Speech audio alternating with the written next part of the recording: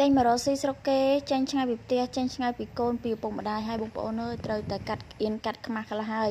ដូចខ្ញុំនឹងគ្រួសារជាដើមបងប្អូនកន្លែងណាដែលថាអាចដោះពេលមួយពេលបានគឺធ្វើហើយដើរបេះតគួនដើរបេះបន្លែផ្សែផ្សំនេះនោះលេកើតឲ្យតែបានរួចមួយពេលគឺកាត់គេកាត់ខ្មាស់អស់ហើយមួយទៀតគឺចំណេញត្រង់ថាបន្លែយើងមានអីមានដើរបេះតគួនបេះអីតាមស្រែតាមបន្លែតាមអីចឹងទៅឲ្យតែបេះបានមិនអស់លុយមិនមានគេស្ដីមិនមានគេថានិយាយរួមគឺបេះឲ្យបងប្អូនថ្ងៃនេះដែរគឺប្តីខ្ញុំចុះបេះតគួននៅក្រោយកន្លែងធ្វើការហ្នឹងហើយយកមកត្រឡប់ខ្លាញ់តគួនបងប្អូនដោយសារតែយើងដឹងដូចដឹងស្រាប់ចឹងមិនថាដើមខែចុងខែឬពាក់កណ្ដាលខែទេគឺចំណូលចំណាយគឺច្រើនមែនតើហ្មងបងប្អូនអញ្ចឹងដូច្នេះថ្ងៃនេះដែរគឺមកត្រឡប់ខ្លាញ់តគួនហើយត្រឡប់ខ្លាញ់តគួននេះគឺលឿនស្រួលទេខ្ញុំអត់មានហាន់កច្រាំខ្ទឹមអីញ៉ៃទេគឺបុកយកហ្មងមកទេខ្ទឹមហ្នឹងបុកចូលទាំងសបកតិចមកឲ្យឈ្ងុយបន្ទាប់មកដាក់លីងវាឲ្យឡើងឈ្ងុយហើយ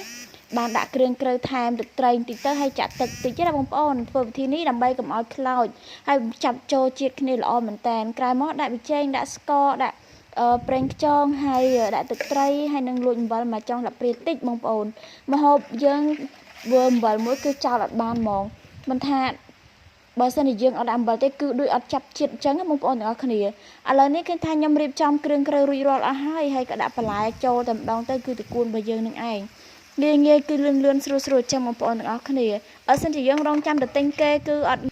កើតទេបងប្អូនអើយចាំទិញគេទាំងអស់គឺកើតទេគឺត្រូវតែឆ្លៀតខ្លះនឹងឯងឥឡូវត្រឡប់ខ្លាញ់តគួនរបស់ខ្ញុំគឺរីករាល់ហើយបងប្អូនបើសិនជាបងប្អូនខ្លះគាត់ថាត្រឡប់ខ្លាញ់តគួនភាគច្រើនគឺតែងតែខ្លោចតែងតែអីបងប្អូនប្រើវិធីដូចខ្ញុំចាក់ទឹកតែបន្តិចមកហើយរសជាតិវិញគឺឆ្ងាញ់សាហាវបងប្អូនអរគុណវីដេអូមានតែប៉ុណ្្នឹងបាយបាយ